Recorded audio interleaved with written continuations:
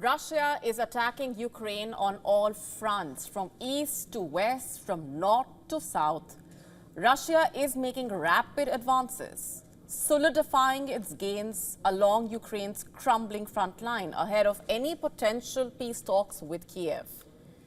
In the east, Russia has captured the last Ukrainian stronghold in the Donbas region. In the west, Moscow launched a massive drone barrage, setting buildings on fire.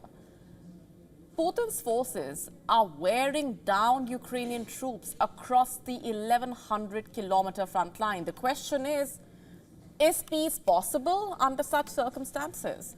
And if yes, what price will Ukraine really have to pay for that? As Russia continues to pummel Ukraine from all sides, what is Ukraine willing to sacrifice for peace?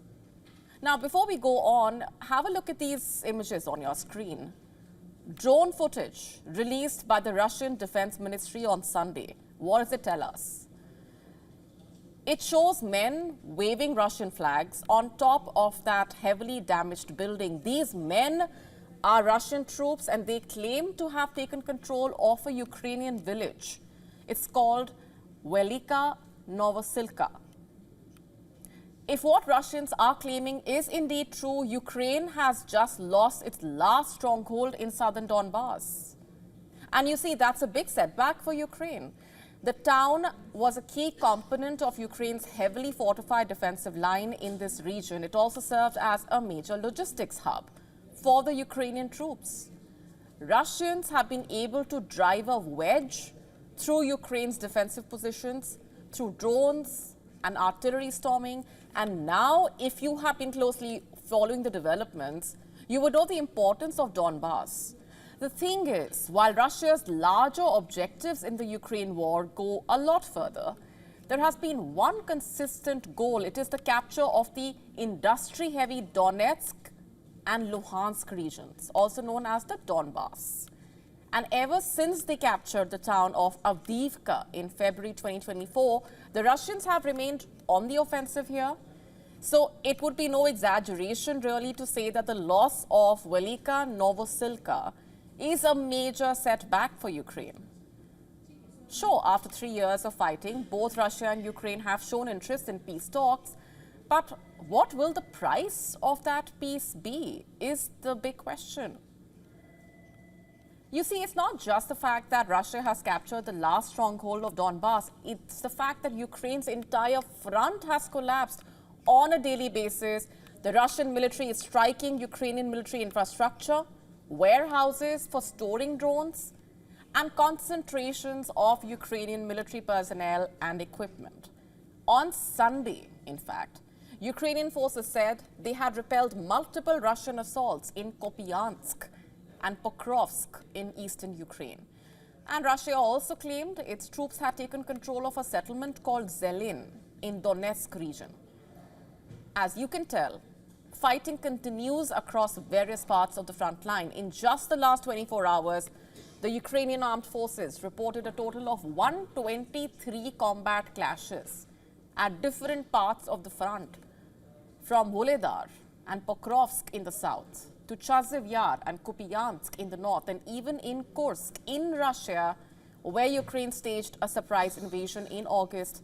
Russia has overwhelmed Ukrainian forces. Ukraine's death toll alone is estimated to exceed 83,000. It is struggling to keep up its recruiting pipeline and bolster its ranks. Meanwhile, Russia has replenished the ranks of its dead and injured soldiers by attracting new recruits. And what's more, Russia's war machine is churning out missiles and drones and submarines. Just today, Russian Defense Ministry released footage showing the arrival of its fourth-generation nuclear-powered attack submarine. They call it the Arkhangelsk. It carries an array of seaborne weapons that gives it the capability to strike at both sea and land. The crew of this sub is expected to undergo additional training, after which the vessel will formally join Russia's Northern Fleet's naval force, ready for immediate deployment. Now, what it all means is that the Ukraine war is nearing another critical juncture, with pressure building for a ceasefire or a peace deal that would basically pause, if not outright, halt the fighting nearly 33 months in. Russia is trying to advance as much as possible and show its ability to sustain the same intensity of fighting. It will help Russia create a new reality on the ground, and it will also give it leverage over such issues like Ukraine's NATO membership prospects. And Ukraine knows it. In October, Ukrainian Major General Dmytro Marchenko made a rare public admission about the same. Later, he announced his resignation in what many saw as punishment in a way for his candor. Months after that incident, the Ukrainian President Volodymyr Zelensky is now making similar admissions. He has acknowledged a surge in military desertions amid growing war fatigue. He has said that they do not have the strength to retake the territories occupied by Russia. And by the way, he has said there is one option remaining: talks with Vladimir Putin. And today the Kremlin has once again said that it is yet to receive any signals from the US about arranging a possible meeting between Putin and Trump. The Kremlin said it remains ready to organize such a meeting, but Russia has been ready for talks for many months now, albeit with conditions. And that is where the question of concessions really comes in. Last week, the new US president made vociferous attempts to pressure Putin into ending the war in Ukraine.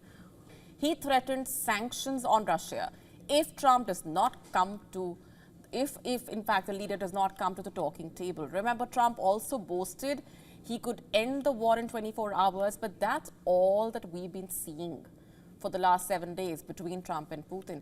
Invitations to talks, a little stroking of the ego in a way, a few jabs here and there, yet so far the two leaders have not spoken.